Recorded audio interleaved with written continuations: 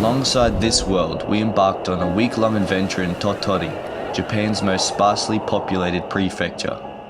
Here, we shadowed a mischievous personality named Richard, also affectionately known as Yuncha Bozu, which translates to bad boy monk. Richard has a strong passion for nature conservation and wildlife and has a deep connection to the area in which he lives. His unwavering commitment to the improvement and protection of his region has earned him immense respect, resulting in his title as an honorary monk among the Shigendo community.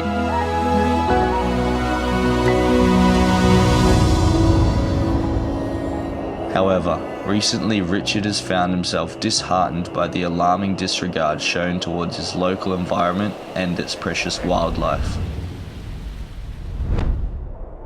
Shugendo basically is training within nature, especially in a mountain setting, to reach a state of mind that's in harmony, balance with the universe, right? So it's like I call it like reverse meditation. So instead of sitting still and slowing your breathing, it's the opposite. It's like push yourself, heavy breathing, heartbeat kind of pumping, and then through that kind of tough training, you have stillness of mind.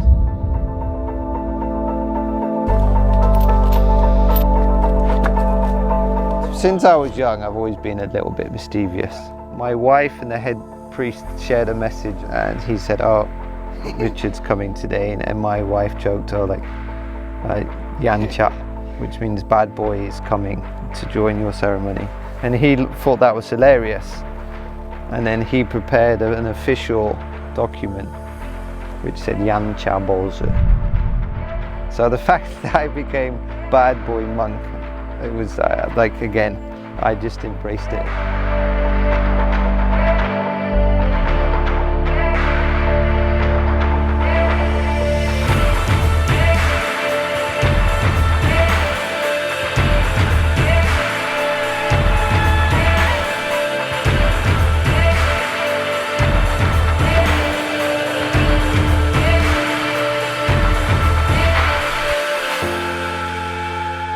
Blessed with rich nature, Japan's diverse environments create a habitat for an array of over 90,000 different species. Like many regions across the globe, practical conservation efforts remain paramount for the very survival of these remarkable creatures. Of course, as an animal lover, living in Japan, I was, aware of this very special creature, which is the Japanese giant salamander.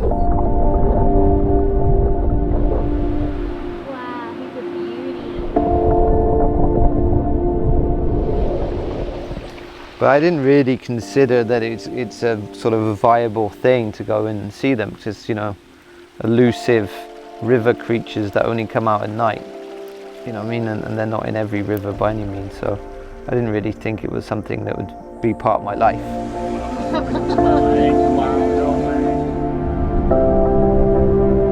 The kind of park authorities reached out to me a few years ago, and then someone mentioned about the giant salamanders, and I was like, oh, we've been trying to start this kind of eco tour, conservation experience with the salamanders. Would you be interested in coming along and then giving us your impressions and tips about how to get it going? So I was like, yep, definitely, I'm up for that, and I was very excited.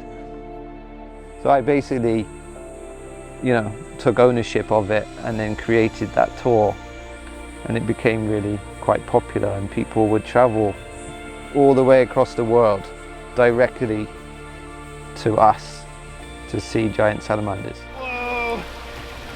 Yes! A lot of the work we're doing as well is to protect the whole area.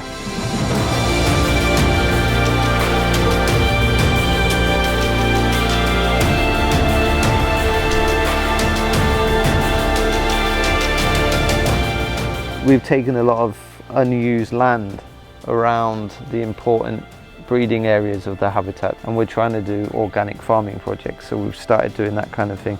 to create, yeah, like I said, like a kind of food basket. In the old days, Japan used to be this very good balance between nature and humans, which was very beneficial for amphibians. And it basically all comes back down to is the simple concept that you need to protect the habitat. Their conservation status changed recently from near threatened to vulnerable. And if you think vulnerable to extinction is the correct term, right? And then even within that, if you ask some leading researchers, the situation is more dire than that. My name is Kimihito Sugiyama. People call me Kimi. I'm a board member of Sustainable Daisen.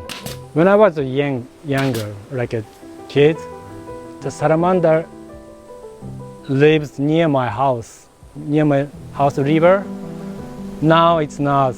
So I just want to make them not to be an endangered species, or so I just want to help them to live. I have known Richard for 5 years. He's an honest man, and he just wants to help animals and then nature. That's great. Organizations like Sustainable Daisen are the catalyst for change when it comes to animal conservation. Without such protection, the incredible diversity of our planet's creatures is at risk, underscoring the need to take action and prevent further extinctions. Wow, this is so cool.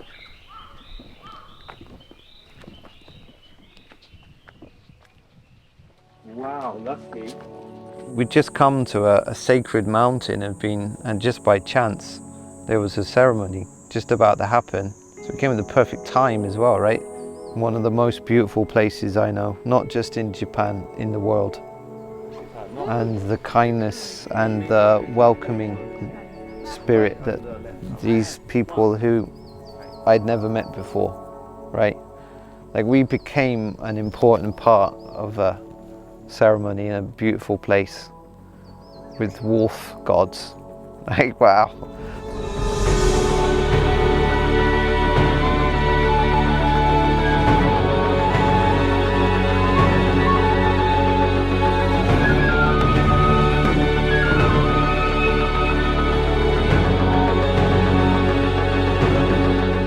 This is a Shugendo site, but today we experienced a Shinto ceremony. So it's about spirits within nature. So I'm absolutely all for that. I love that. Yeah, this has been a really important day in my journey in my life and in Japan, because at the perfect moment I've been reminded why I care. So I get sort of reassurances from the universe, I think. And that gives me the belief to keep going and fight the good fight. I really want to try my best for nature and animals because they don't have a voice.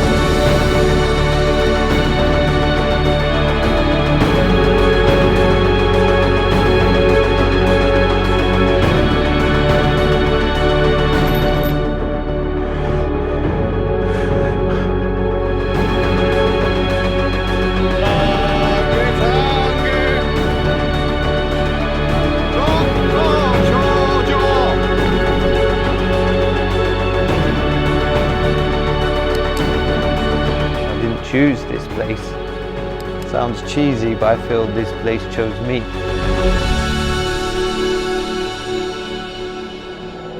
The beauty of Tottori's surroundings and its wildlife reminded us of the delicate balance that exists between nature and humanity. In a world where our actions hold the key to the planet's well-being, we need to start treating nature like our partner, not just a resource, recognizing its beauty and importance rather than assuming it will always be there without our care. When the sun sets and the day comes to a close, what remains is this world we call home, a treasure we must protect and preserve to the best of our ability.